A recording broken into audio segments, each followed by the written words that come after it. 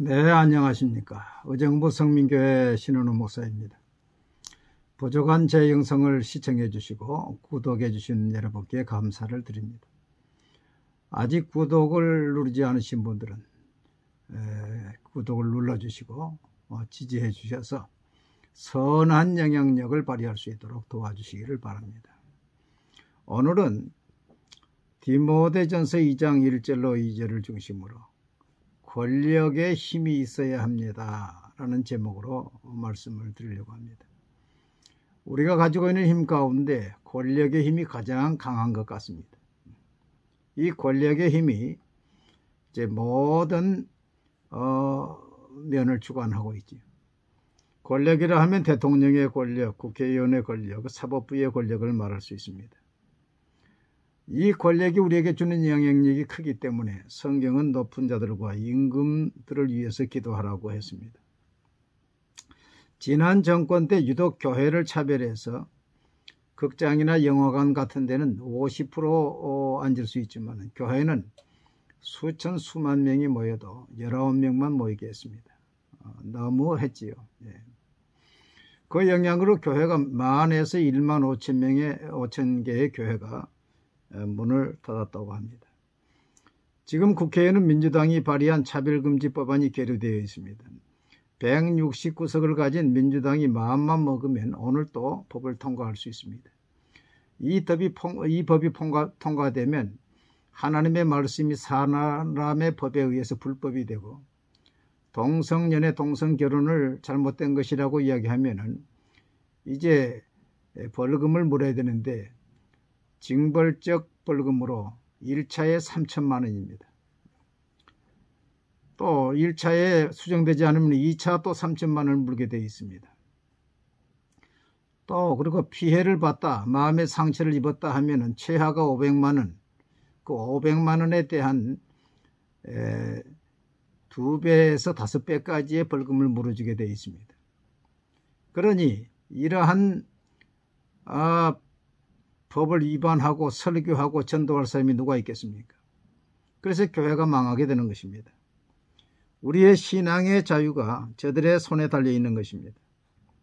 또 이번 2월 21일 서울고등법원 행정부에서는 동성 결혼을 한 가장이 부양자의 의료보험 혜택을 줄 것을 이제 고등법원에 제소해서 원소 승소 판결을 받았습니다.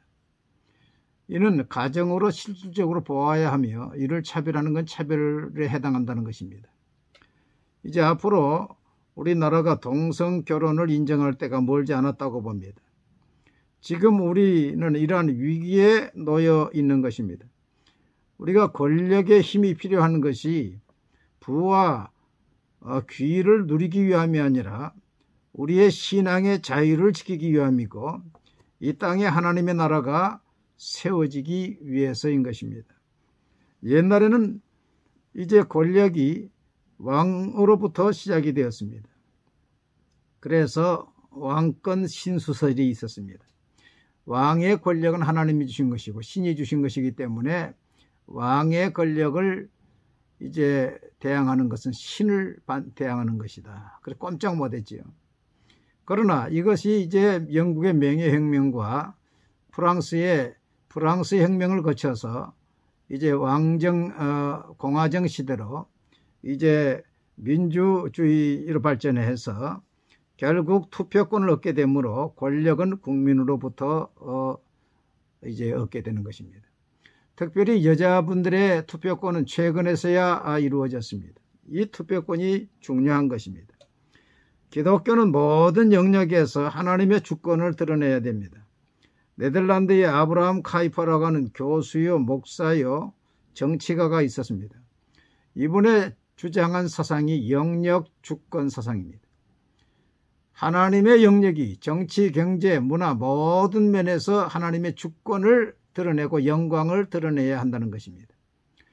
이 아브라함 카이퍼는 그러기 위해서 하란에 자유대학을 세웠고 또 국회 정치의 반혁명당을 세워서 그 자신이 총리로 18년을 재임하면서 1901년부터 1905년까지 네덜란드의 수상을 5년 동안 지냈던 인물입니다. 우리는 정교 분리라는 프레임에 갇혀서 교회가 정치에 관여하면 안 되는 것으로 정치에 담을 쌓고 있었습니다. 이건 큰 오산입니다. 장로교를 세운 잔 칼빈이 스위스 제네바의 시장으로 지내면서 스위스 제네바를 경건한 도시로 만들어서 지금도 제네바에는 술집이나 유흥시설이 없다고 합니다. 네덜란드가 자경화될 때 아브라함 카이프 목사가 기독교 정당인 반혁명당을 세워서 나라를 지켰고, 독일도 기독교 정당인 기독교 민주당, 기독교 사회당이 있어서 기독교 정신을 반영하고 있고, 이 기독교 정당 때에 이제 독일 통일이 이루어졌습니다. 동독이 무너진 것도 성 니콜라이 교회의 월요 기도회가 기폭제가 되었고, 국가 기능이 마비되었을 때에 5개 정당 대표와 기독교 대표와 이제 포럼 대표가 7인 원탁회의에서 이제 사실상 국가의 마지막을 정리한 것을 보게 됩니다. 미국이 저렇게 청교도 정신을 버리고 타락한 것은 기독교 정당이 없기 때문이요, 교회가 목소리를 내지 않았기 때문입니다. 오바마 행정부 때에 동성 결혼 법안이 서명할 때도 교회는 잠잠했습니다. 그렇기 때문에 미국이 저렇게 타락해 가고 있는 것입니다. 우리나라가 자유민주주의 국가를 세우고 세계 10대 경제대국이 된 것은 기독교의 덕분이요, 그 중에서도 이승만 대통령의 성견지명이 있었기 때문에 그렇게 된 것입니다.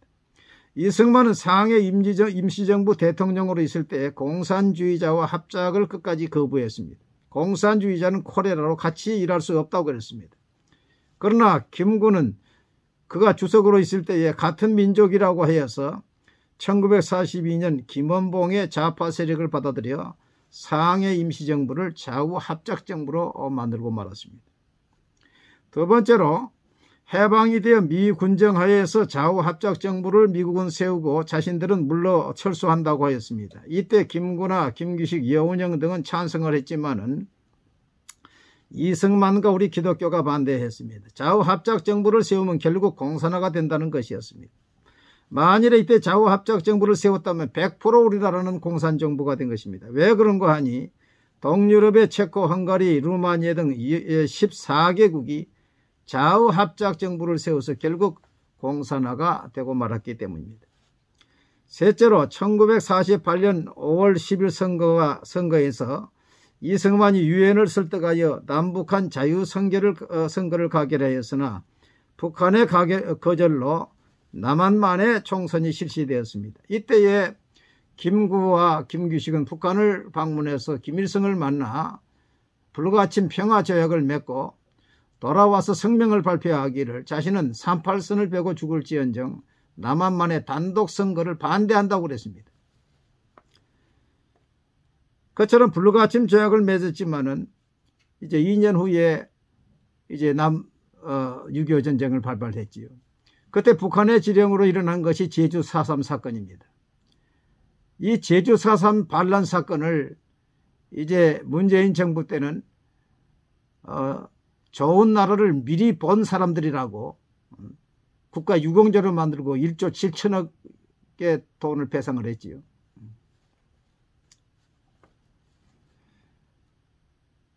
넷째로, 한미동맹을 이끈 것입니다. 6.25 전쟁 기간 1950년 말 유엔 측 휴전 3인위원회를 조직해서 공산주의 측에 어떤 조건을 제시하면 휴전에 합의하겠느냐고 물었을 때에 이때 공산주의자들은 먼저 대한민국을 해체한 다음 미, 영, 소, 중 4대국이 감시하는 남북한 종선거를 실시하여 남북 통일정부를 수립할 것을 제의하였습니다. 이때 이승만 대통령은 결사 반대해서 유엔의 도움 없이도 통일을 시키겠다고 유엔과 상의 없이 방공포로를 석방하고 국군에게 38선 이북 진격을 명령하고 또 1950년 10월 17일 북한에 대한 직접 통치를 선언하고 1950년 10월 30일 수복된 평양을 직접 방문해서 연설을 했던 것입니다. 이러한 단호한 조치에 의해서 한미동맹을 이끌어내었고 그 후 70년 동안 미국의 보호 아래 세계 10대 강국이 된 것입니다. 그리고 이승만의 대변인 역할을 한 로버트 올리버 씨가 있는데, 이 로버트 올리버 씨는 이승만 없었다면 대한민국 없다는 578페이지의 책을 쓴 것입니다. 제가 이 책을 읽어보면서 절절히 이승만이 어떻게 미국 조야를 움직이고 유엔을 움직여서 이 나라의 자유 대한민국을 세우는가가 절절히 나와 있는 것을 볼 수가 있었습니다. 이처럼 믿음의 지도자들이 지켜온 이 나라를 교회가 정치에 잠잠하고 있을 때 정복 세력이 행정부와 입법부와 사법부를 장악하고 만 것입니다. 1970년대부터 북한의 김일성은 공작금을 보내서 공부 잘하는 좌파 학생들을 포섭하여 주체사상을 가르치고 사법부, 입법부에 진출하여 이 나라를 장악하게 했습니다. 지금 그들이 입법부와 사법부에 포진하고 있는 것입니다. 심지어 김일성은 교회 안에도 침투해서 장악하라고 지시를 했습니다. 6.25 때도 남한의 기독교인을 소탕하고 모든 교회를 폐쇄하라고 했고 1974년 4월 대남 공작 담당 요원에게 남한의 교회를 10분의 1로 줄이면 적과 통일을 이룰 수 있으니 남한의 10대 대형 교회를 무너뜨리라고 지령을 내렸습니다. 노무현 대통령이 당선되었을 때에 의정부에 있는 모 교회 목사님이 평양을 방문했습니다. 그 평양을 방문하고 제게 이야기를 했어요. 평양 순안공항에 내렸더니 큰 프랭카드가 내려 있는데 노무현 대통령 내외가 손을 잡고 있는 사진이 있고 그 아래에 이렇게 적혀 있다고 합니다. 드디어 우리의 동지가 청와대에 입성하시었다. 드디어 우리의 동지가 청와대에 입성하셨다. 깜짝 놀라서 이 목사님이 사진을 찍었어요. 그랬더니 요원이 와서 사진기를 빼앗아서 결국 뺏기고 말았다. 그 이야기를 들었습니다. 지금도 정복 세력들은 평화협정, 종전협정, 미군 철수, 연방제 통일을 주장하고 있습니다. 이처럼 나라가 넘어가는데도 목회자와 성도가 교회 안에만 있는다고 한다면 결국 우리 교회는 북한 교회처럼 될 것입니다. 북한의 2000교회가 다 무너졌고 그 성도들을 다 정치범 수용소에 집어넣어서 지금도 정치범 수용소에 10만이 있는 것입니다. 월남처럼 촉화되고 우리 기독교인들은 숙청되고 말 것입니다.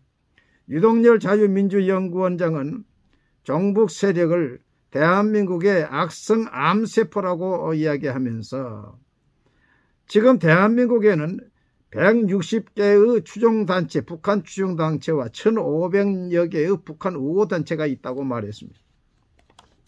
그러면 우리는 어떻게 해야 할까요? 첫째, 기도하라고 그랬습니다. 그러므로 내가 첫째로 권하느니 모든 사람을 위하여 기도와 간구와 도구와 감사를 하되 임금들과 높은 지혜에 있는 모든 사람을 위하여 하라.